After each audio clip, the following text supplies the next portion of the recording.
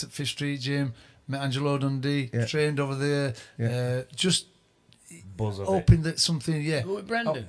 No, went on my own. Did you? Did you go to the funeral as well? Went to the funeral. Didn't get in the funeral, but went to the funeral. Some pictures around there. Wow.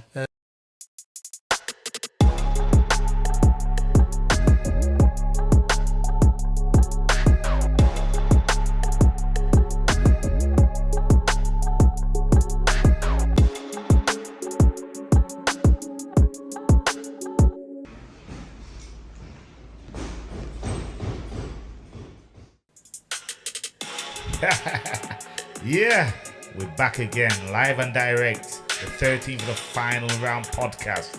Yeah. We have a special guest here, MBE Glyn Rhodes. Let's go. Yes. Doing very well, guys. How are you? My man, good, Ish. I'm doing very, very well, thank you. So, Glyn, please tell the history of yourself. How did Glyn start off in his boxing career? Well, This is going to be good. Went to Firth Park School. Or like I said earlier, didn't go to school as much as I should have done. Right. Left school at 16, unemployed, no qualifications or anything. No sight of getting a job. Back then, you know, you used to have to go to the job centre and they'd send you for a job and things like that. But, you know, I had no qualifications, I couldn't do nothing. So we wandered into Brendan Ingall's gym. You know, we hung around at street corners like most young kids do. Yeah. And we all thought we could fight. Somebody came up with this idea about, let's go down to this local boxing gym, which by now it's legendary. But back then, when I went 1976, there were nobody there. There were a few fighters there, but Brendan was just starting out. He was still working on a building site when I joined Brendan. He was still working on a building site. So we wandered into this boxing gym, Church Hall, thinking that we were gonna, you know, do really, really well. And we got a shock of his life. Brendan had us all stood on the side of the ring. And he said, right, pointed to me. He says, you're going to spar with this guy. And I looked over to the guy who I'm sparring with, and it was a little short guy. And his name was Walter Clayton. Story, Junior ABA champ, little flat nose. Yeah. So I looked at him, I thought, I'm going to do easy this. Work. Yeah, easy breezy, man. Yeah. So I jumped in the ring, and Brendan said again, right, he said, you can hit him to the head and he'll only hit you to the body. And I'm thinking, does this guy know that I can fight? Anyway, shouts time, off we go. And there's me like a windmill trying to knock him out. Yeah, and guess what? It made me look like a complete idiot. I was swinging punches, and then Brendan shouted time, and I'm glad he did shout time, because I couldn't believe that you could be so tired from throwing punches. Yeah. And that, I remember it, like we all remember his first fight and his last fight. That was the first day in the gym, sparred with Walter Clayton. 76, yeah? I think that was 1976, yeah. I was 1 year old then. Oh my God, don't Was that the year Brendan opened? No, I think Brendan opened in something like 1969 or something like that. Yeah. Yeah, he opened long time before the gym got established as it was then. Yeah. Right. I joined in, like I say, 1976.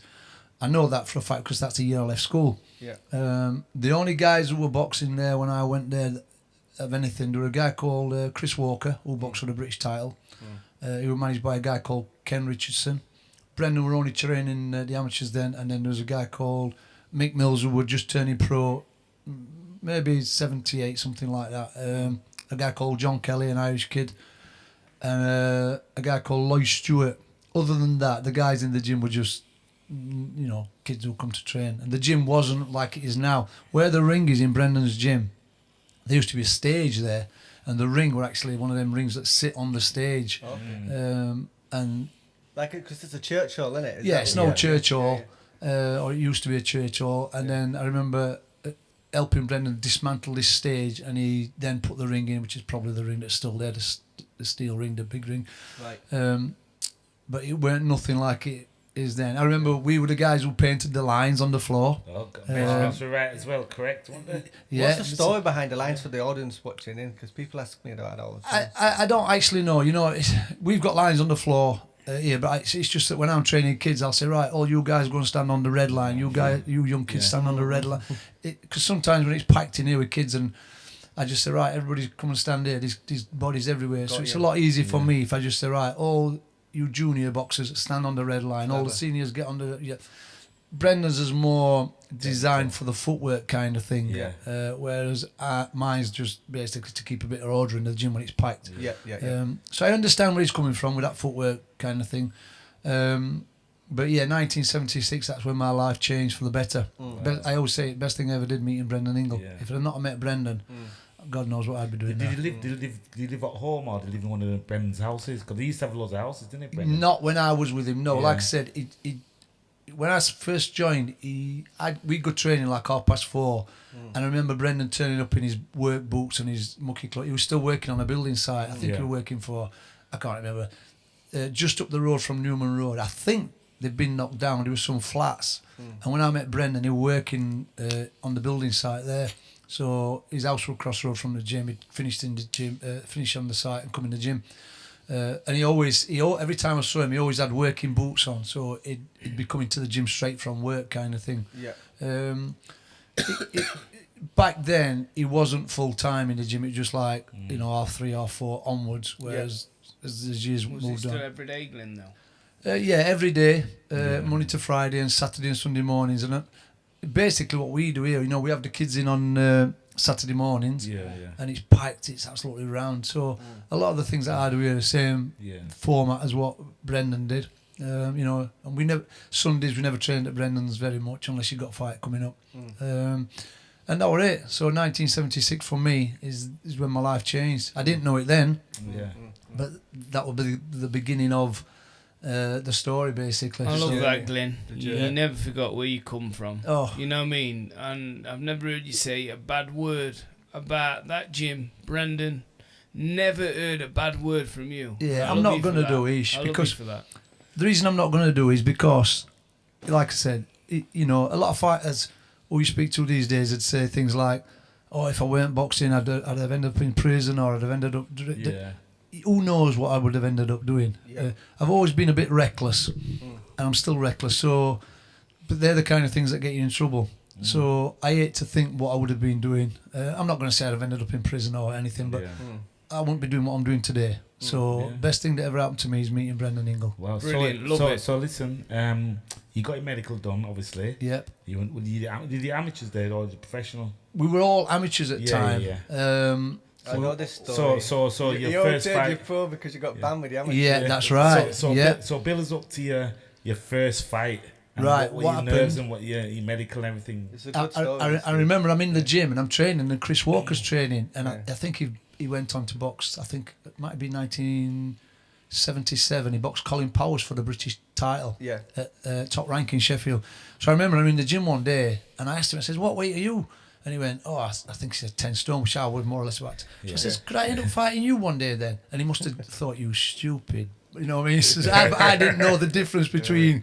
I just know you're 10 stone, I'm 10 stone. I could fight. Yeah, he must have thought, "You plank." And he went, "No," he said, "I'm professional. You're amateur." And I thought, "Amateur?" So then Brendan says, "Right, I'm going to get you a medical." Well, there used to be a doctor who lived about 3 doors down from Brendan's gym, Dr. Wynne. And he was one of them doctors, he'd be smoking while he's giving you the medical, Times have changed. Yeah, old school, our times have changed. Yeah. So he says, "I'm going to get you a medical with Dr. Wynne, and we're going to get you a fight." And I thought, "Oh, great." So it gave you something to train for. So anyway, my first fight was in Leeds, Meanwood Working Men's Club. Yeah, Hometown. Yeah, Right next to my yeah, house. yeah. I live right next to Yeah. it. Yeah. So is it still there? Yeah. Is it? Yeah. So that was my first amateur fight. So your first amateur fight, were you nervous when you going in? Yeah, I always remember How did you being feel when you nervous. putting gloves on for the first time? Frightened. Seriously? Yeah, So you frightened. thought you were tough. I thought I was tough, road yeah. man. Oh, And listen. you're putting his gloves on. And people watching you. And you're thinking, wow, this is Yeah. reality now. Exactly. I understand. Yeah, it's all right. I'm not saying I was a bully as a child, but I always seemed to hang around with bullies. Yeah. Or so that I didn't get bullied, I think. Yeah. I think you either hang around with bullies or you get bullied, don't you? So Yeah, I was always all right when there's a gang of us, but when you come boxing, it's you on your own, and Yeah. you've got a crowd of people watching you. Then that's when your backside's doing that. So You seemed like you was confident and you fancied yourself a bit, though. yeah, you did on the front, like most boxers do. Yeah. Oh, I'm all right, but All really, right. Come on, it's just you're an act, there, isn't it? it's true. Yeah. It's just an act. Even Mike Tyson cried. Exactly. Tyson says the One exact thing same. I watched an interview once with you, and you said something in an interview what I really liked. You said if you'd have took boxing serious, you wouldn't have enjoyed your career as Yeah, much as you did. yeah, that's it. A lot of people say that to me. I boxed a lot of good fighters. I boxed four or five British champions before they became champions and beat them. Yeah. And people, even Brendan used to say, if you train, you tick bastard. He always used to call me a tick bastard. Tick bastard. What did he call it? What was your proper name? Brendan called Showboat. Yeah, he called me Showboat. Yeah, because I'm always showing off. Yeah. But again, the reason I used to show off was to disguise the fact that or either knackered or it's a confidence thing, isn't it? So you just act cocky, don't you? But so I had my first fight at Meanwood, Working Men's Club, and I really enjoyed it. And I won quite a few. I think I won about 10 in a row as an amateur. Yeah. And I thought, this is great. This going, driving up and down the country. When he was in the ring, obviously having your first fight. Obviously you got punched back. Oh God, yeah. You got punched back. So how did you feel when you got punched back for the first time? Well, again, as I said to all the kids in the gym here, there's one thing getting punched in the gym with big 16-ounce gloves on an egg guard, but when you get in that ring and you're getting punched in a little glove, it's completely different feeling there. And bandages. So I remember getting punched in the face and thinking, well, probably not thinking then, but being aware that it was so different. It was so different to sparring. Like and you think, bloody hell, this is a real deal now. Here we go. But like I said, I won my first few fights, so I did all right. But then I got brought down to earth with a big bang. I got a fight. Brendan took me to Birmingham, and I got knocked out in the first round. Wow. How did you feel? I was devastated, like kids are. Like when it happens to our kids in the gym, I'll say to them, look, don't worry about it. It's no big deal. You're only an amateur. But I remember when it happened to me, I thought, that's me done. You can't be getting knocked out, can you? In an amateur, knocked out. And I thought, this is not good. I can't even remember, you don't remember getting knocked out, do you? You just remember, next thing, and then you're waking up and you think it's all over. It's scary, really, because I remember I couldn't remember getting from the ring to the changing rooms, and I kind of like, I'll not say woke up in the changing rooms, but I kind of like came to in the changing rooms and thinking, how did I get here? I can't remember walking from the ring. So I think it's a concussion or something, it's not good. And then I remember I was devastated, which you're going to be as a young kid, aren't you? 16-year-old, and you think, this is it, I found my sport, and then bang, you get knocked out. So I was a bit devastated, so I kept away for a long time. I thought, as well as probably... a season? No, not a season. Probably weeks, maybe a month or so. Brendan ringing you. Brendan ringing, where are you? You get yourself back in the gym, you tick bastard. I used to think that was my name, tick bastard. We all thought that, and then you go back, and like I always said to everybody, it's easy to walk in the gym when you've won, but walking in the gym when you've lost, it takes some doing, doesn't it? And all your mates are there, and oh God. So, and then I went another run and I had a good run of winning a few more fights. I never won anything major in the amateurs. Never did nothing like that. No, I don't even think I boxed for any championships. So how long for was you amateur? I was only amateur for about 2 seasons. Like I said, I started at 16, I had 2 seasons, and then 18. So Brendan had his master plan, didn't he? Brendan got banned from the amateurs and went, no problem, you're all going pro. Yeah, exactly. There's a picture over there. I'll show you the picture. What happened is, I remember it really. Brendan came in the gym one day and really, really upset. And I mean, I've never seen him upset before like that. So as a kid, you're looking at this man who's your, I don't know, he's like your father. You look up to him, and then he's devastated. And I'm thinking, bloody hell, what's going on? He says, we've been banned from the amateurs. Why was it? Because what happened is, back in the day, you couldn't train amateurs and pros together. Right. So if you got an amateur gym, you couldn't have pros in. But like I said, Brendan had got Mick Mills, Chris Walker, John Kelly, Lloyd Stewart. I can't think of anybody else. So we were training the pros and probably making a few quid, training them. And so the amateur body banned him. I don't even think they warned him or anything, but I always got this impression that when we were going around shows around Yorkshire, that people treat Brendan's gym, which they did for a long time, you know that, like you got plague or something. Oh, this is them kind of thing. Which later on it were a good thing because the gym had this aura about it, so it was a good thing then. But I remember back then the officials hated Brendan's gym. Some of the officials were. So he got banned. and it's the best thing that ever happened to him and us and everything else. Because what happened is, he said, right, he got us all in the gym one day, all them guys on that picture, and he went, right, you can't box amateur. If you're good enough, you turn in pro. Wow, mate, how do you feel? Well, I thought, hang on a minute, I'm boxing for a trophy, I'm signing on, I'm boxing for trophies. Now Brendan's telling me that I'm still going to be boxing, but I'm getting paid. I thought, how much will you get paid for? I tell you what, I've got for my first fight, Go on, then. £100. Wow. Brendan took 20 quid. Seriously? And so I've got like 80 quid. And I'm thinking, this is tell all me You right. feel like a world champ. That was 1979. That's a lot of money then. The first kid out. You're not the first kid out though. No, I lost on points to a guy called John Lindo in Liverpool. John Lindo, is he? John Where's John Lindo from? I think of Bradford. I know John Lindo. Yeah, I know yeah. him. Yeah, Do you still know him now? Yeah, I know him. His brother died, obviously. His brother used to box called George. Wow. And I know John. That's mad, that, Definitely. isn't I it? love that. I used to look up to him as well when I was an amateur. John We should Lindo. get John you Lindo. and him on a. I know, a I'm gonna podcast, I'm gonna try and find him. Well, I'll tell you what I remember about the fight. I lost on points over Wow. 6 rounds. But I remember getting out of the ring and my hands were smashed to bits. Yeah. Because you've gone from boxing amateur and then you're boxing pro with bandages on and them little gloves what don't feel like they've got anything in Oh, them. say. Hitting somebody on his head. And so I remember getting in the change rooms and thinking, bloody hell, my hands, look at them. And that's the first time I had any hand damage. Yeah. And I had hand damage for the rest of my career. But You yeah, could John punch a Lindo. bit though, because I went Yeah. to your record. You could definitely. Yeah, I always, but that's the problem when you can punch is because you kind of like rely on it sometimes. Yeah. So you know when you're losing a fight, I just started slinging him going off for the floor hell, because I yeah, thought yeah. I ain't got another round in me here. I better get this kid out of here. Yeah. But it's not good. That's not a Yeah. good thing to have. So and a lot of punches that the same. They can punch, but they can't so much take a punch themselves. Right. And so I always had hand troubles. Yeah. Always had hand trouble. Yeah. I had bone graft on this one, and my hands are a mess. And now even worse, with the cold weather. But anyway, so that was it. So we all turned pro, and then it was brilliant. Honest, I said to Isham earlier, I know. Since then, Brendan's gym's gone on to bigger and better things with Johnny, Naz, Ryan, all these guys. But back in the day when we were just starting, you got to remember Brendan was like a pioneer. He was just coming through. Boxing weren't what it is today, but back in them days, the camaraderie that we had in the gym. He was tricky. Is it tricky? And he was the trickiest. Well, Brendan was tricky.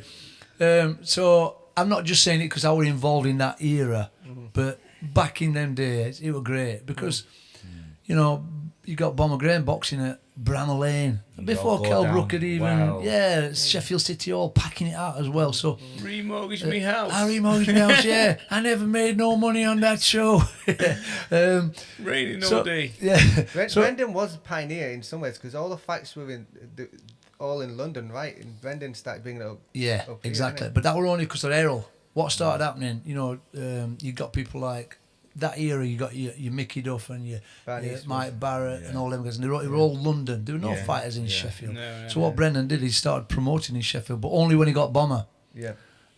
I'll quickly go back and tell you how I met Bomber. How Bomber came along. I went to a show again. It's funny how if you ask me what I had for my breakfast this morning, I can't remember. But I can remember 1976 when I saw Errol Graham. It was at a place called Aquarius nightclub in Chesterfield. Right. And I remember it's just a nightclub. And I remember seeing this guy, and I can see him now. He got a pair of blue Adidas boots on, a pair of blue velvet shorts, a white vest. And back in them days, when you under NABCs, they used to get a badge. He got the badge sewn in the middle of his vest. That intimidates you, doesn't it? So I'm looking at this guy, and I'm thinking, God, look at him. He's this black guy moving around the ring like Muhammad Ali. And I'm thinking, who's this? Anyway, won and did. Anyway, never saw him again for a long time. Then one day I walked in Brendan's gym, and I seen him, and I thought, that's the guy I seen at Aquarius. I didn't even know his name. That's a guy who I saw really impressed with at the Aquarius. And again, the rest is history. That's it. I become friends with him. How did Brendan get? He was from Nottingham originally. How did Brendan get down to Originally, he Sheffield? used to box for Radford Boys Club. So I think what happened is Brendan, being Brendan, whispered in his ear and promised that he's going to make him world champion, and boxing trainers, managers do. Yeah. And then Errol moved into Brendan's house. Yeah. And then they got Errol to buy a house just up the road from Brendan's on Newman Road on the left hand side which were handy for Errol. It were handy for Brendan because he knew where Errol were, and he were in the gym regular, weren't he? I think he did that with all the fighters. I lived near the gym, he did, and I did as well. You know where you are then, don't you? Yeah. Cold as well. Yeah. Exactly. So again, you think, look at what Brendan did. He was crafty what he did. He was clever to keep him so close to the gym. Yeah. And then you're not going to go disappearing, are you? So, but for a long time, Errol lived at Brendan's house on Newman Road. You know, across road from the gym. Until I think he turned pro, and then you got one or two sponsors. A guy called Mick Cowan and Tony McKenna, who started M&M Promotions, and that's how Errol's early pro career started off in Sheffield. And then Brendan putting shows on at City Hall, Cutler's Hall, like I said, Bramall Lane, before anybody had even thought about that. Sheffield, Errol, big in Sheffield. Errol was the first person I ever knew who had a sponsored car. You know, Errol Graham, somebody gave him a car, Toyota gave him a car, and he had his name outside, and I thought, who gives you a car? But that just shows you, you know, back then, I mean, everybody's got on these days, sponsored cars and whatever, but back then, Errol was the first guy I knew to have a sponsored car, and listen, I've got so many memories with Errol. Like I said, look at that picture over there. And I remember when I box amateur, Cutler's Hall. Oh yeah. And I met Errol Graham. Yeah. And I was buzzing. And I went, wow, can I have your autograph, please? I want me fight. Yeah. Johnny Nelson was there. I didn't know who Johnny was. So Errol said, what about him? Get autograph him. I asked for who's he? You know what I mean? Well, Errol and Johnny became good friends, didn't they? Close, you know what I mean? Yeah. Errol was a pioneer, and I think Johnny tagged along with Errol, and became good friends. His name up or something. Yeah, but they become very good friends. I think they lived together for a short time in the house on Newman Road as well. So obviously Johnny hanging around with Errol brought him on as well. Yeah, he did. You know, confidence-wise, ability-wise. So that's basically what happened. We all turned pro. Dave Allen, me, Winston, Carl all together. All turned pro more or less same time. That's a wake up. What year, Glyn? I think, it was 1979. 1979. I know that for a fact because, like I said, that's when I made my debut. I was 1 year old. Oh, God, thanks for that. If I don't feel bad enough, I feel worse. Anyway, how long ago was that? Oh, God. You only look 21, though. Yeah, I feel 21. Yeah, you look good, man. Yeah. But that was it. And basically, I thank Brendan for that. I've always thanked him for that because, like I said, I've got a good life. I've had some unbelievable experiences. But if I'd never met Brendan, I'd have never had all them. Love it. Tell about the MBE. Big respect to that, man. Oh, Glyn. Love that. Well, how I ended up getting the MBE was people nominate you. Yeah. But what we've done in this gym, believe it or not, at the time of getting the MBE, we'd raised over £350,000 for charity. Not for me. What I do, I don't touch money, me, because you always when you hear about people doing charitable things, you always think, oh yeah, they get it. I don't touch it, me, because I don't want people pointing the finger at me. So all them certificates up there and all these things we've got around the gym. So anyway, we raised at the time 350 grand, and so somebody puts your name forward for this MBE, blah blah blah. And it was great. I didn't know I was getting it until you get the letter. And I remember one day I got a phone call, and I always come to the gym at about 3:30. So every now and again, I have a nap in the afternoon just before I come to the gym. And I remember putting my phone on my chest one. Anyway, it went off about 3:15, and I sat up with his croaky voice, and I went, "Oh, hello, who's this?" kind of thing. It was somebody phoning me to tell me you'd been awarded, and I went, "Clear your voice." Wow. And it was a bit of a shock. Big achievement, that. Yeah. How long after was that, Glyn? How long after it? Well, I've had it 2013. I got it, and the reason I was proud of getting it is because the only person in Sheffield who got one was Brendan. So it kind of like made me feel good to think, hang on a minute, my mentor. Wow. I've got the same award. Yeah. I've got the same award that my mentor, the guy that I look up to, has got. You know, and it was brilliant. And I thought, you know what, it's big nice. Achievement, that. Yeah. And What it's was nice. it like speaking to Prince Charles? It was scary. Honest, I'd rather have boxed Mike Tyson. I would rather have boxed Mike Tyson that night. Could he tell you were nervous, you think? Well, yeah, obviously, but I have met him before. Right. There's a picture there behind you. He's a big lad, isn't he? Charles? No, he stood on a stage. Oh, right. He stood on a stage, and us peasants just have to stand down and look up. So below there's a picture when he came here. Yeah. He came here, I think, I don't know, 20 years ago. And so I actually got to meet him again. And I'll tell you a funny story what happened that time. When he came here, it was when can you remember the movie, The Full Monty? Yeah. They filmed that here. Oh, wow. Yeah. So when Wow. he came here, have you seen The Full Monty when they stood in the dole queue and they get Prince Charles to do this? Yeah. So anyway, you get called out and you walk up to the podium where he stood and he shakes hands and then he has a little chat to you. So I thought, I'm not missing this opportunity. He says, oh, we have met before. And he What did he say? Yeah, I couldn't tell him, oh yeah, of course we have, yeah. We're out for a drink, So, mate. yeah, so I says, in Sheffield. So again, he went, oh yeah. I says, when you did the Full Monty. Well, when I said you did the Full Monty, he kind of went, and he remembered that. He didn't remember me. He didn't remember coming to Sheffield. Yeah. But they had him over there doing the Full Monty thing when they're all stood in the dole queue. Hilarious. And he kind of went, yeah. And I thought, I had a good chat to him. I said, oh, and he makes you feel really comfortable. He makes you feel like he's really interested in what you're talking about. Experience. Yeah, but it's probably not. It's just something he's learned to do. But it made me feel like he were interested in what I was telling him. So I had a good chat to him. But walking up to I tell everybody this story. Can you remember Norman Wisdom? Yeah. He always used to do his trip as we were walking. Yeah. So when it was getting near to be my turn to be called, I had this vision of tripping up like Norman Wisdom, and I thought, get that out of your head. And so the more I tried to push it out of my head, The more you did it. Yeah, I'm thinking when they call me, I'm going to trip up. Anyway, I didn't. But it's a bit surreal. It's one of them situations where you want it to last forever, but you can't wait to get out there as well. Yeah. You know what I mean? And then when you come out, you kind of look back and you go, bloody hell, that was great. That. And I took a busload of people down because we had a party down in London. Yeah. And this was hilarious. When you go through the gates, you pass security and everything, you have to show them who you are. And you walk in there. I remember turning around and looking at all the people at the fence, looking in at me, and I'm thinking, I've usually been one of them people looking in. Now I'm looking out. Yeah. I got my kids with me, 2 kids. So I remember you go in. When I was coming out, all my friends would come to see me, started cheering and shouting and making a noise. So all the people in London around Buckingham Palace thought I must be famous or something. So loads of people were running over asking for pictures. Wow. So the guy who nominated me somebody said to him, "Oh, is this guy? What's he done?"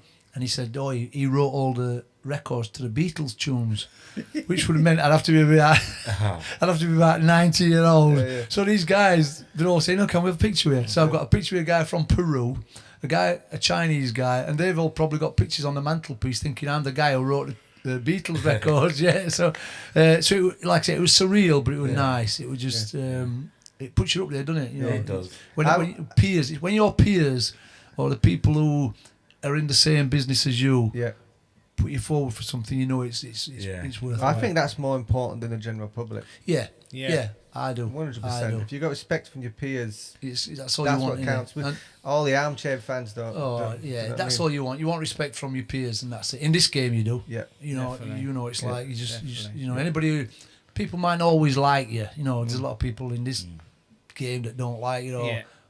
But kind of like they've got kind of like a bit of respect for you because whatever for whatever because whether you've done it or you've been there, seen it, got a T-shirt, or you don't take no shit. Yeah. So it's nice to be recognised by your peers. Glyn, That's good. Glyn, 1976. Yeah. Yeah. Can you point out your best day since Since 1976 to now? Obviously, you've had a lot of good memories, a lot of bad.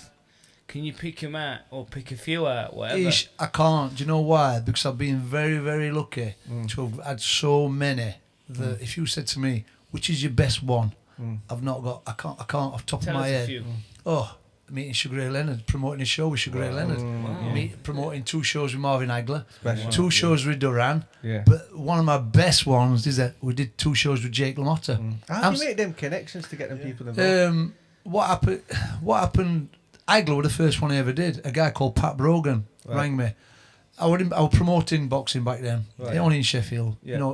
As a reason to get your own guys work, because other than that, you're waiting for the phone to ring, aren't you? What was it? Was it like dinner shows and stuff? Yeah. I got a few sponsors who would put the money up because I didn't have no money back then.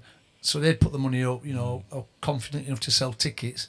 And then I remember Pat Brogan said to me, Pat Brogan was the guy who promoted Errol Graham's comeback.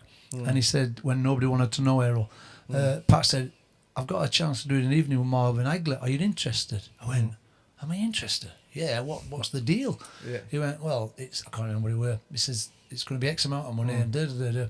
I went, oh, count me in on that. So I spoke to my guys who all sponsored me at the back of them.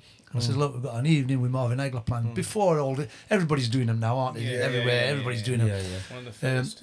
But so anyway, I said, yeah, I'm up for that. And we used to have a hotel which has been knocked down now called Grosvenor House Hotel. Can you remember it? In Sheffield. It had the biggest function room in any hotel in Sheffield. I know.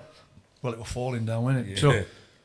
So I said to Pat, what's the crack then? He says, right, you send us the money, we sign a contract, you come over, he'll agree to do X amount, 8 while 12 talking, so many pictures, whatever. So I thought, yeah, let's go for that. So we did it.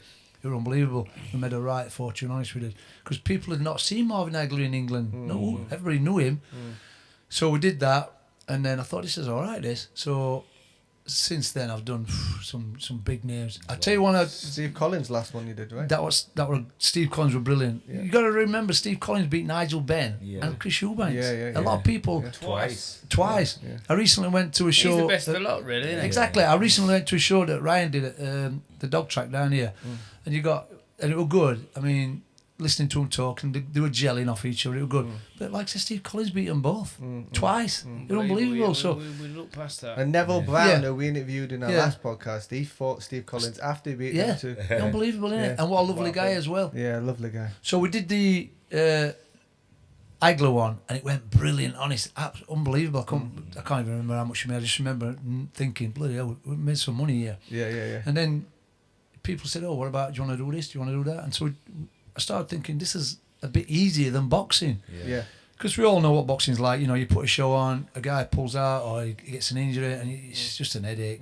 Whereas at least when you sign a contract and you send your money to these guys, you know on the day that they arrive, they're coming. Yeah. You're not going to ring up and say, oh, I can't box tonight because I've got... So I found them shows a lot easier to do than boxing shows.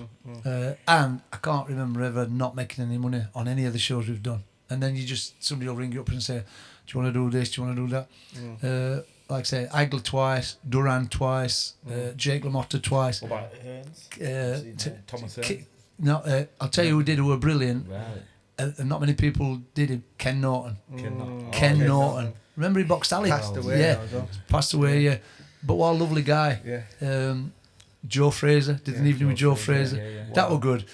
When we did, I remember Joe Fraser getting out of the car at the Hilton, or what used to be the Hilton. And I was checking. I'm thinking, this is Joe Fraser. Yeah. And then I thought, he's not very big. And he got, obviously, with 70-year-old and he's stooping. Yeah. So I thought, right, so he come with his son Marvis, who boxed Tyson. Yeah. So anyway, we go up to the room, and Marvis's room on that side, and Joe Fraser's on that side, because I'm carrying Joe's bags because he's getting off. So I go in his room, and I'm thinking, great, here we go. Me and Joe Fraser in a room together, right? Talk to me about when you boxed Muhammad Ali. So he looked out of the window, and at the Hilton Hotel, there's the canal where all the barges sail down. Yeah. So he looked out the window and he went, well, where do these boats go, man? And I went, I'm thinking, yeah, but when you boxed Muhammad Ali, and he's going, you weren't interested. He just was not interested. And I thought, he's probably been asked all these questions before. He was more interested in knowing what these long boats were. But me as a fight fan and promoting the show, I wanted him to tell me about, when he boxed George Foreman, when he boxed Muhammad Ali. He weren't interested. He just didn't want to know. What was it like? He was brilliant. He was brilliant.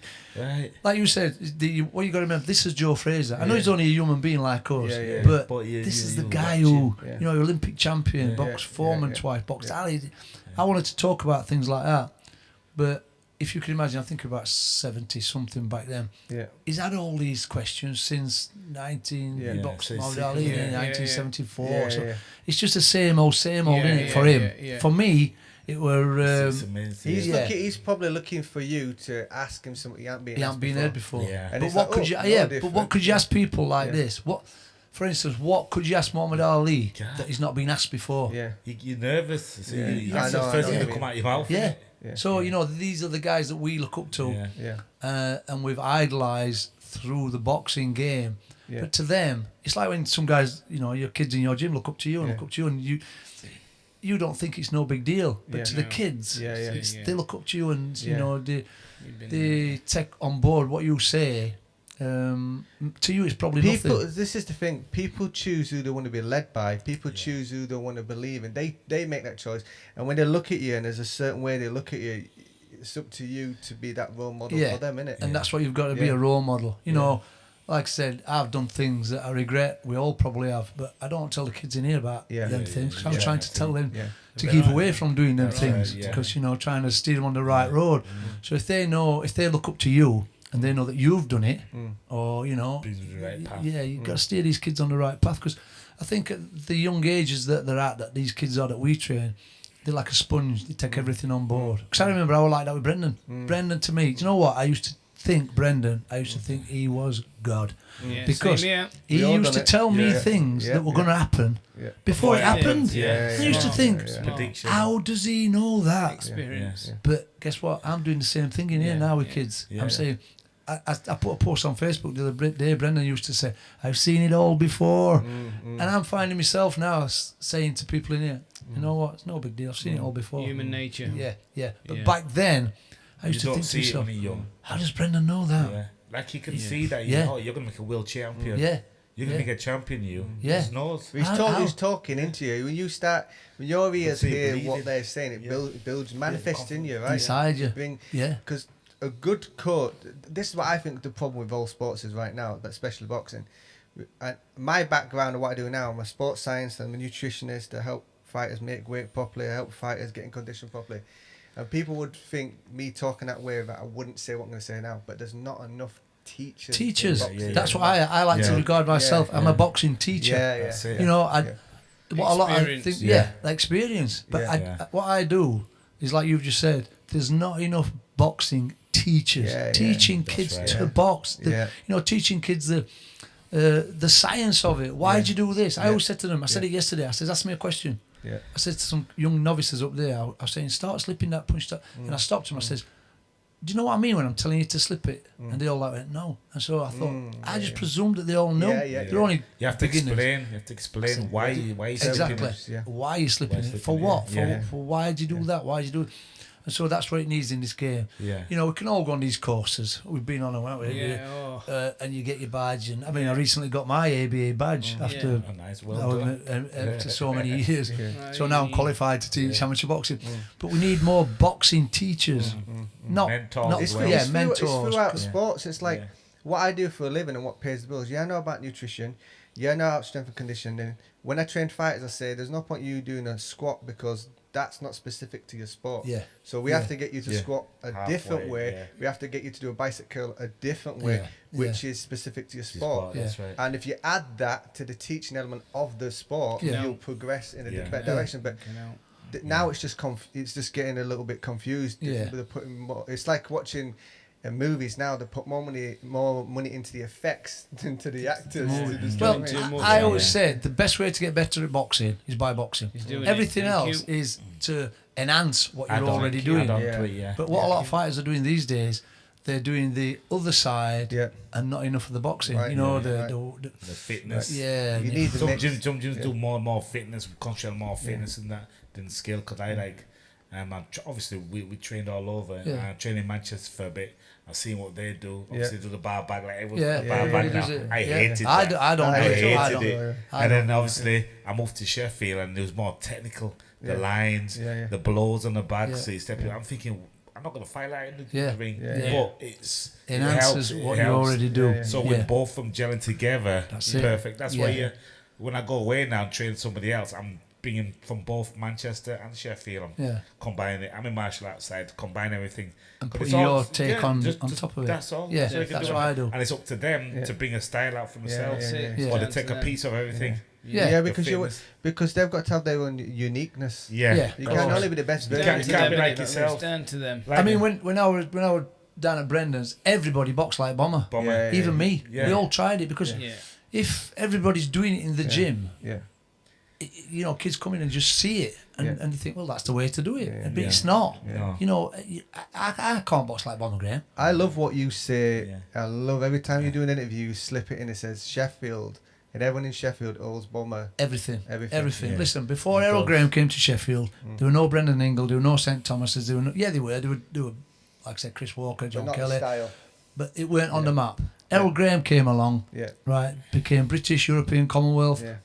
3 times for world title. Yeah. He put Sheffield on the boxing map. So Everybody this- else came after that. A lot of them champions owe him as well. Yeah. So that style of Bombers, did he have that from day one? Yeah. So it was Bomber who Yeah, and do you know why he's called Bomber? Go on then. Everybody thinks it's to do with boxing. Yeah. Yeah. He tells this. I says, I've asked this, and I've probably told you this story a long time.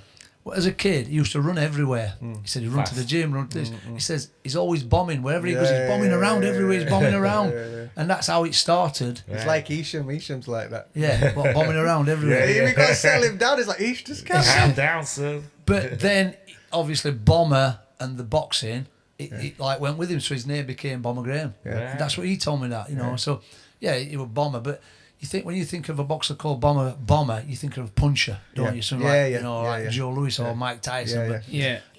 Errol Bomber Graham. Yeah. From that, Glenn, Go on.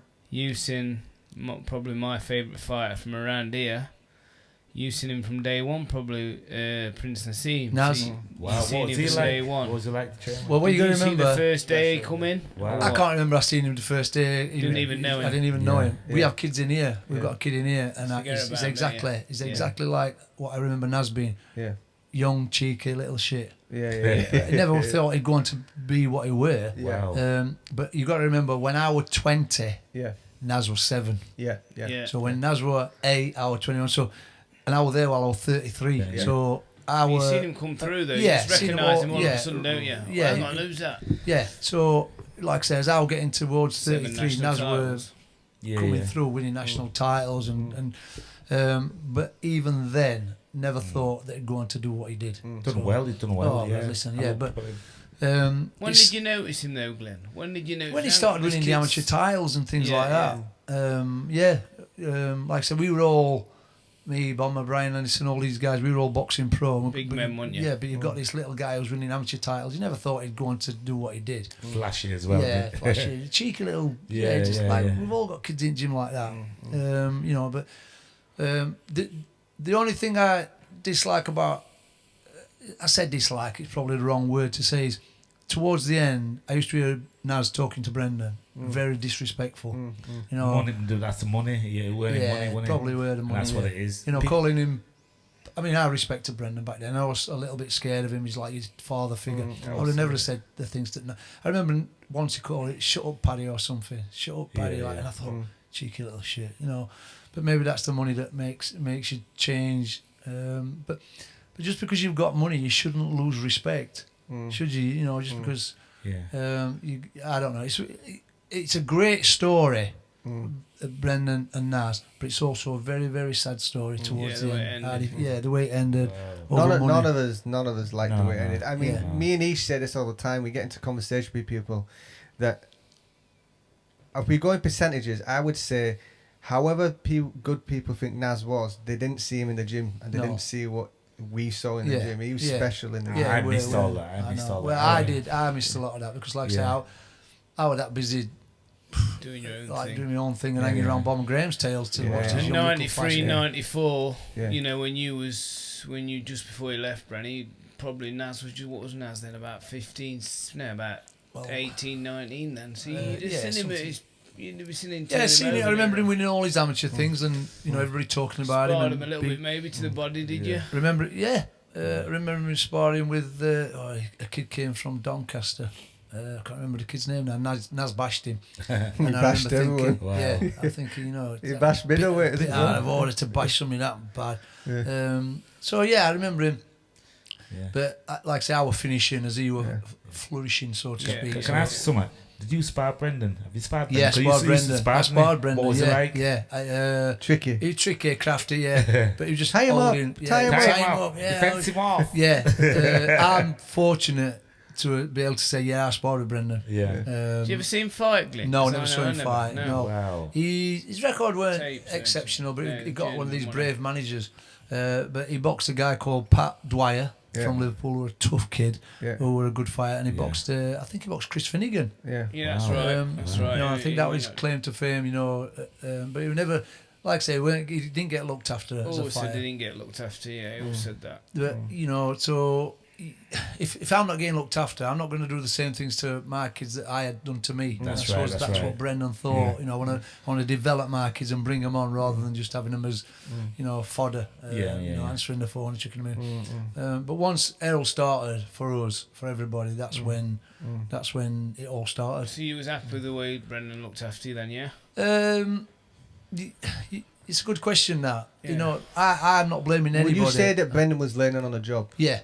What you've got to remember is Brendan was just starting at the same time as I was starting. Yeah. So, you know, he was learning his trade while I was learning my... Well, not just me, you know, Walter, Dave Allen, Senior, Steve Fons. We were all learning our trade while Brendan was learning his on the job. So, yeah, he made mistakes. You know, I took fights that I should never have took. But, like I said, I don't hold that against him because, you know, he was learning on the job at the same time as we were learning on the job. So we were all learning together, weren't we? And we're all coming through. But the bad side about learning on the job is the fighter's the one in there getting punched in the head. You know what I mean? It's all right, you as a manager learning, you know, percentages and your how many rounds and ringing a promoter and offering more money. Now you're a trainer of many years. Would you say that if everything would have gone perfect, you'd have been able to show your fighters the ins and outs? Because I think you have to go through certain experiences so they don't go through what you went through. Well, if I'd have... My boxing career had been more successful than it was. I had a lot of fights, but only because I liked the money. Right, so I had 65 fights, which is a lot of fights. Pro. 30 amateur fights and 65 pro fights. But the only reason I had 65 pro fights were a way of earning a living. But, so you didn't work, you just boxed? No, I had led it. I can't work. I can't go to work. I hate work. But I don't mind coming here 7 days a week. But as for actually going to work, I've had jobs. I've done all kinds of jobs. But going back to when we all turned pro, we were all learning on the job together. But like I say, you are the guy in there getting punched in the head. Nobody else. So I don't hold nothing against Brendan because he didn't have the knowledge then, or the backers, or the experience that he had towards the end of his career, kind of thing. So every mistake I made was probably down to me. I wouldn't train, you know, or a bit arrogant. You know, I wouldn't listen to Brendan. And now looking back, I think to myself, not regret it, D, because regret is like saying, I regret everything. Yeah, if I'd have trained a bit harder, I might have achieved more. But I might not be where I am now. So like I said, it's all a knock-on effect. So relevant, innit? It's all, Well, I remember I said this earlier. I used to look at Errol Graham as a kid. And then there was a time when I gave my right hand to Errol Graham. And now, what was your diet like?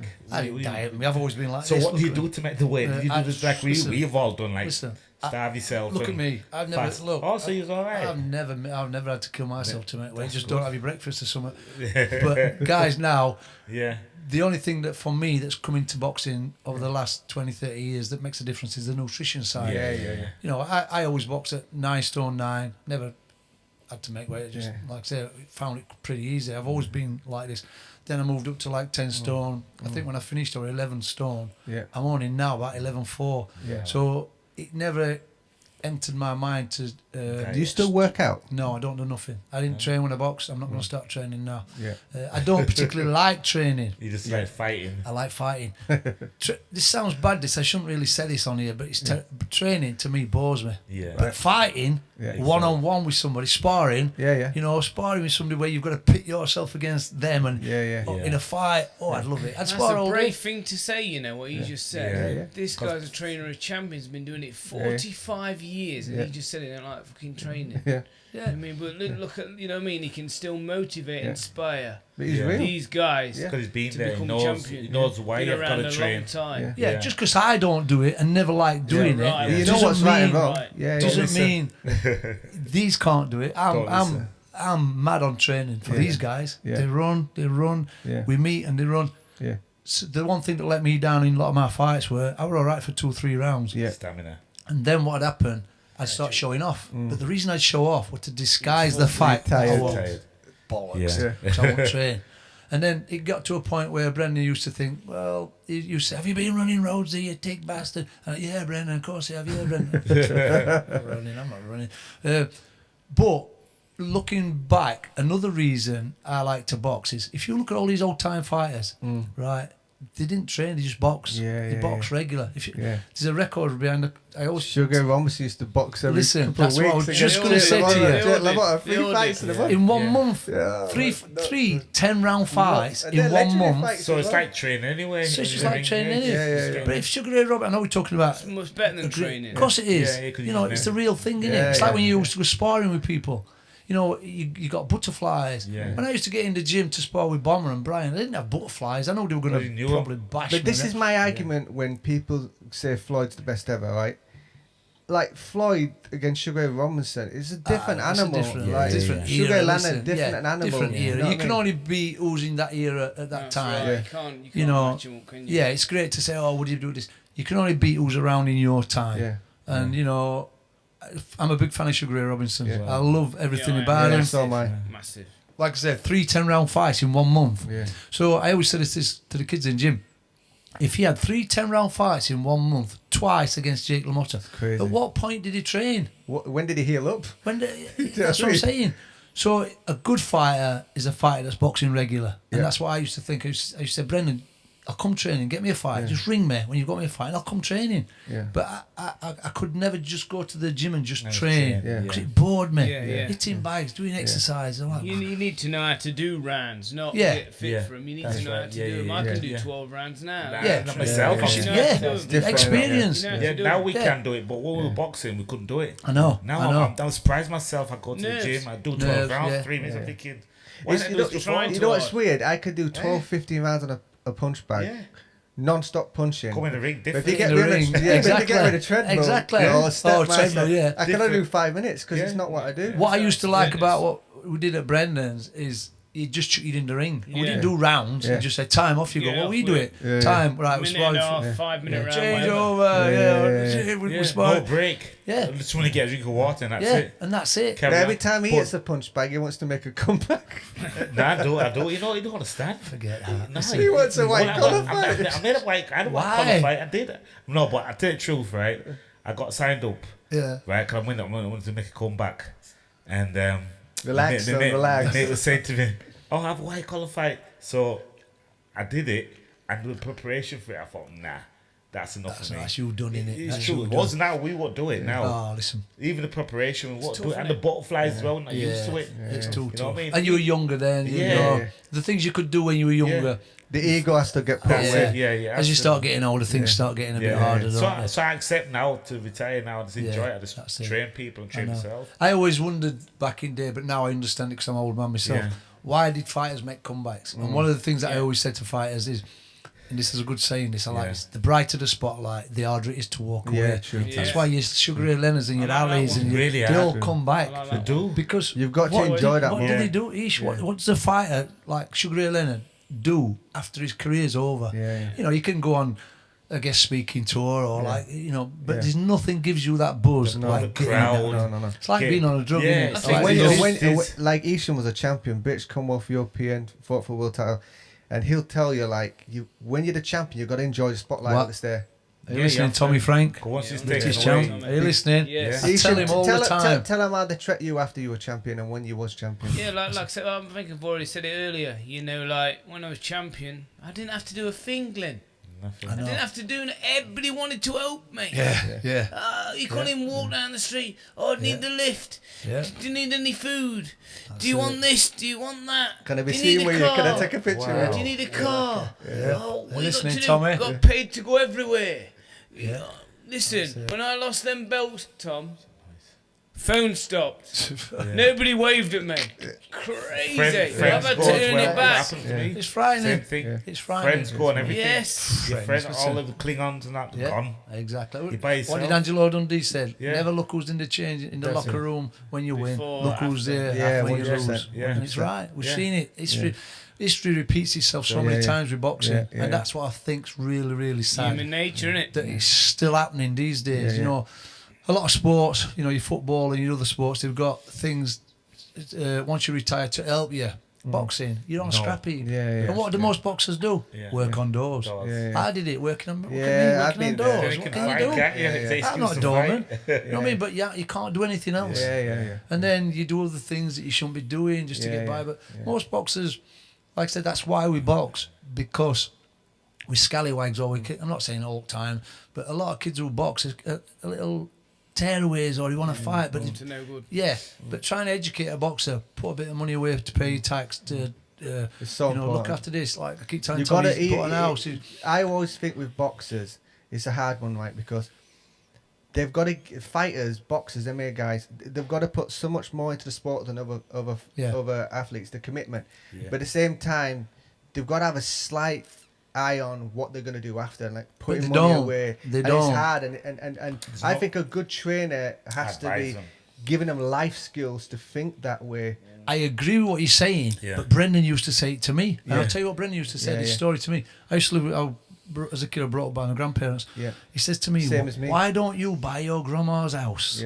And I used to think, what do I want to do that? But if you look at it now, it's a sensible thing. Exactly. Imagine that. My grandma lived in the council house. She says, you buy the council house, let them live in it. You just pay the mortgage. And I used to think, I'm not doing that. I want to go on holiday. And I want to travel and I want to buy a new car. So I say it to my kids now. Whether they listen, I don't know. It's not until years later. But I keep trying to say to Tommy and Keenan and all lads, put a bit away, save, get a mortgage. But it's only the same thing Brendan used to say to me. And I didn't listen. Because boxing's up one time and then that. And it always comes down no matter what. Always comes down. It's always when you're up there, make the most of it. Exactly. Glyn, before we close, because I'm conscious of time, because Tommy's waiting. Tommy who? Tommy Earns. Tommy. Tommy Earns. Tommy Earns coming on this show. We got Tommy, we don't want to push it off because Tommy's a little bit more important, but you know what I mean? But I wanted to ask you, because I've heard you say it, when I talk about Muhammad Ali, I well up. I've been able to watch anything, even looking at that picture now. I can't look at the picture. I can't talk about Muhammad Ali. I ain't dealt with the passing of him because of what he meant to me coming up. It means but when I hear you talk about him, I feel like you're the only person that I know who's probably a little bit more passionate about it than I am. The only reason I went to Miami originally was to go to the 5th Street Gym, because that's where Ali trained. It was young Cassius Clay. So we went to, this was 1980. Nobody were going to Miami in 1980. Remember, in 1980, I think Miami was murder capital of the world. Have you seen Scarface? We've all seen Scarface. Well, when I went to Miami, that's what it was like. But I had to go because it was the 5th Street Gym. So we went in there, and so many great fighters have trained there. Went to 5th Street Gym, met Angelo Dundee, trained over there. Just hoping that something, Who with Brendan?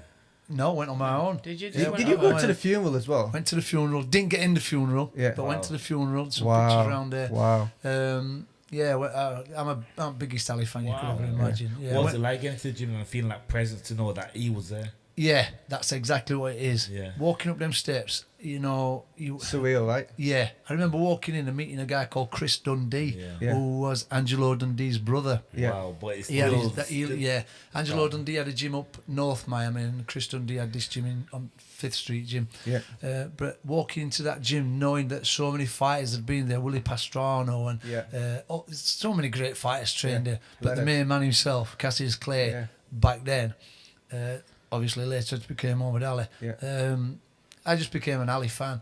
The reason I'm a big Ali fan is what you got to remember is what he did in the era that he did it for black men. Crazy. Remember what he would, people getting shot. He shot Martin Luther King. He shot Malcolm. All them guys who were talking now, being verbal, got shot. And if you look back at some of the things that Ali did when he joined the black Muslims, who knew what? Nobody knew what black Muslims were then, did they? And so it was like a bit of a threat to the establishment. And then, like I say, he went on to do his own thing. So what he did for a lot of fighters, he opened the door. There was no money in boxing till Ali come along.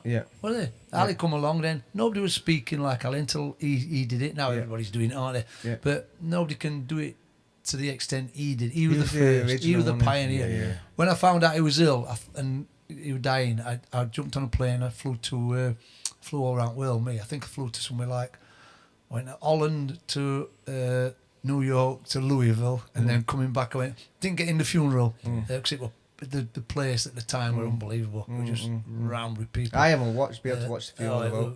It was mad. This sounds daft. This I'm at a funeral, but it was just so enjoyable. Yeah. If you know what I mean. Yeah. Honouring his life. Honouring somebody's life. Yeah. The morning after the funeral. Listen to this. This is an unbelievable story. I thought I'm going to be first at the Muhammad Ali Centre. He's got like the Ali Centre. So I thought I'm going to be first here. It must open at 9 o'clock. Yeah. So I get there. They're camping out. That's what I thought. There's all flowers and everything outside. So I'm just stood there waiting. I see a guy, an Indian-looking guy. So and he got a camera around his neck. He says, "What time's this place open?" And he went, "Where are you from?" So I went, "From England." "Where are you from?" He went, "From England." I went, "What?" Where was he from? From England, so we're down south. So listen. So he says, we got chatting, He says, "Have you been to the cemetery yet?" I went, "No." He went, "Do you fancy going?" I went, "Yeah." Because you couldn't get the day before because there's thousands of people there. So he says, "Do you want to go?" So I went, "Yeah." He says, "Come on, I'll take you." He was from Louisville. Wow. But part of me's thinking, hang on, I'm in America. I'm Who jumping is in a this car guy? with a bloke that I've never met before. Yeah. And he wants to take me to the Did you tell him you were an ex-pro? I can fight, you know. So we jump in his car. We drive to a place called Caeville Cemetery. And we were the second, this is how unbelievable it is, we were the second car to pull up. Somebody got there before us.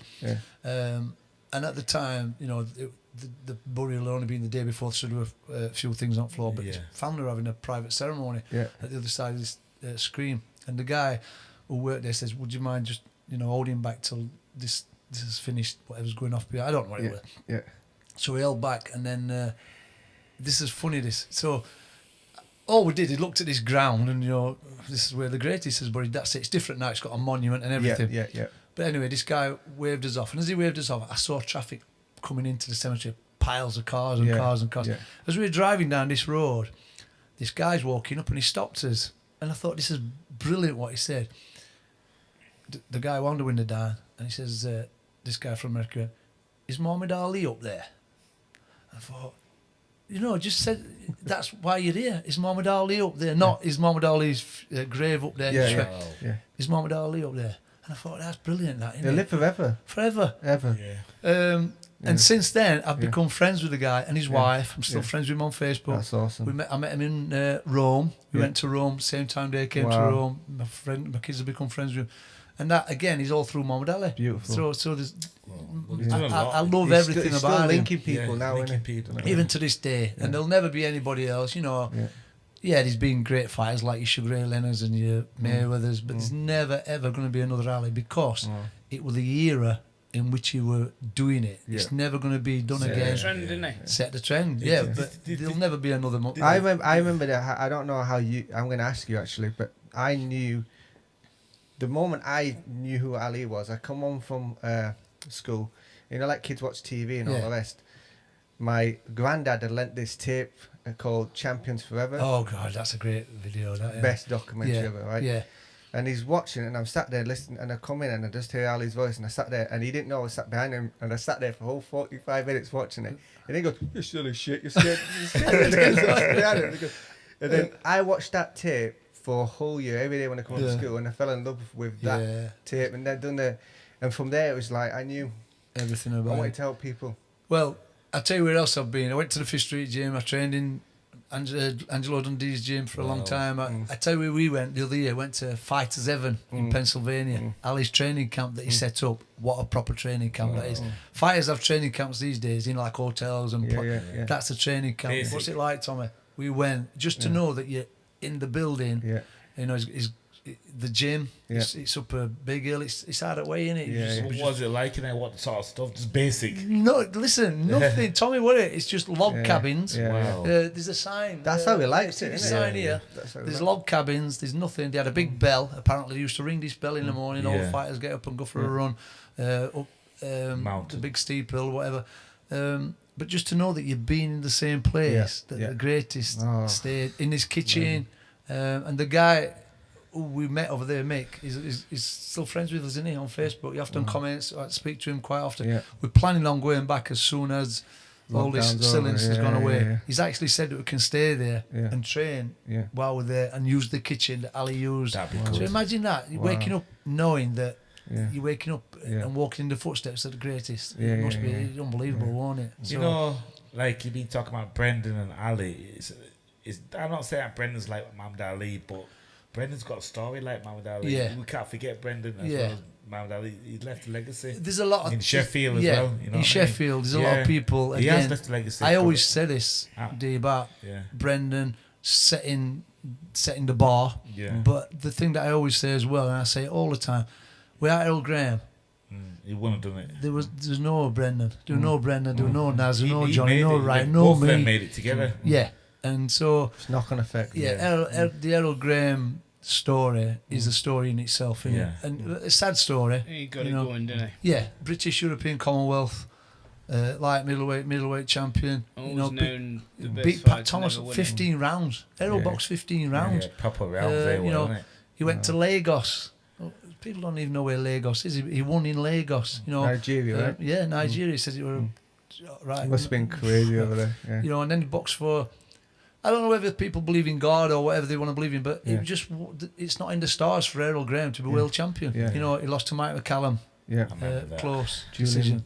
Julian Jackson got knocked out. Was Charles that a bad Brewer. decision? You know what? That fight with Charles He Brewer. got a point took off him, didn't he? Yeah. That fight with Charles Brewer, he had it in the bag. Oh, but Yeah, you know, with Julian Jackson. yeah. he had Same all as three. Julian, You know, Mike Wasn't McCallum. supposed to be, was it? Just that's what I'm saying. To believe in fate, It's God. written, it's What- written. if That it's was written for written, him. if it's not written, you're not going to do it. Yeah. It's just not written in the stars for Errol Graham to be world champ. That's right. Yeah. So close. You think on three knowing occasions. him as personally, do you think that he ever dealt with that? No, emotionally? I don't think so. You know, how can you, for instance, the knockout against Julian Jackson, it was that close to winning. the winning, and I then remember watching that. you know, if you didn't know the result of that fight, Yeah. and you said, right, what's the worst thing that could happen? You say, oh, I could get a cut, or I could, Yeah. but it just you couldn't write it, could you? Yeah. It's like watching a football game and the team's 10-0 up with 2 minutes to go, so you go You home, go away. and then you get home and turn the team on. They turn it around and won 11, 10 or Yeah. something. You couldn't write it. So I Yeah. just think it's not in the stars for Errol to become Yeah. world champion. But people do need to remember, you know, I remember Errol, when he made his comeback fight, I went to the Elephant and Castle. Yeah. And Dean Powell was in his I remember corner. that fight, yeah. And a man and a woman sat behind me. And this woman I heard said, oh, he boxes like Nassim Hamid. And I turned around and I said, excuse me. The way around. Yeah. I not nastily. I just said, you know who this is? And she says... Vinny Pazienza, right? No, it were Craig Jones. Craig Jones, yeah. I think it was his second one back. Yeah. Vinny Pazienza were the one before he boxed up world title. Brewer, yeah. He boxed a kid called Terry Ford, Yeah. a blown up welterweight. Yeah. I was one of the people who tell him to retire. Yeah. And then he went on to box for a world title. He beat Chris Johnson, who was the Olympic champion. Yeah, He did his corner, didn't you? Was it? Yeah, and then where he was the boxed- first one in Sheffield though that he boxed? That was Terry Ford, Concord right? Sports Yeah, that was Centre. there. Yeah, it was there. And then he went on to beat 97. Chris Johnson, who was Olympic champion, and then a night that he wasn't supposed to win when he beat Vinny Pazienza at Wembley, and then he got the world title fight against Brewer after that. So Again, chucked it away because he was winning that. it just It's wasn't supposed meant to to be, be. Was yeah, it? Some yeah. things just aren't meant to be for some people. He was in his 40s, wasn't he? He was just under 40, I think turned about 40, I think. 30, 38, That was 39. under the card of Lennox Lewis, wasn't it? Yeah, Yeah. unbelievable. In Miami, we trained in Miami again Yeah. for that. Had a great experience going over there. Like I say, I owe Errol Graham so much. We had a training camp in Miami. Yeah. We went to New York for the press conference. Yeah. This was a funny story. We got to New York and we woke up to the counter late at night. We were a late flight, whatever. And the woman had got no booking for us. So I said, yeah, definitely. I said, try Frank Maloney. Nope. Try Panics Promotions. Nope. So Errol said, Try Lennox. no, he goes, I'm going to lay on this. He said, if we haven't got a booking, I'm going to lay on this settee here and just go to sleep. And this woman went, if you don't leave, we're going to phone the police. I'm thinking, we're in New York. So I rang my missus at the time and I said, listen, you better ring Frank Maloney and tell them that they've got no rooms booked for us here. And she's threatening to phone the police. Wow. Anyway, they got Maloney up and they got us sorted out. But I've got so many memories with Errol. Like I said, boxing on his undercard, as well as training him. I said training him towards the end of his career. I didn't train him. You know, you couldn't train a 38-year-old Errol Graham. He'd already established himself. Actually, take him up pints and do whatever. So I owe him a lot as a kid, you know, boxing on the undercard at City Hall and things like that. And then towards the end of a career, training him.